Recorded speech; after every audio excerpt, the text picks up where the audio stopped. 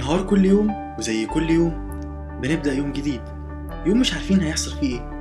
بس اكيد في اليوم ده بنقابل ناس كتير وانواع اكتر. في اللي بيحب انه يضحك في وش الناس عشان يبسطهم، وجنب كل محتاس هتلاقي اللي بيحب يساعد حتى لو مش مضطر. في اللي بيحب يسأل ويتطقص، بس في اللي في نفس الوقت بيختاروا انه يفكس. وفي اللي شايف ان مصلحته اهم من اي حد، بس برضه بنلاقي اللي صابر وراسي مع ان اللي جنبه مستعد يكسر ويشتم اي حد ماشي. وزي ما في اللي بيأذي في خلق الله من غير ما يقصد، في اللي بكتم غيظ ونية صافية بيعديها من غير ما يعند. وده غير بقى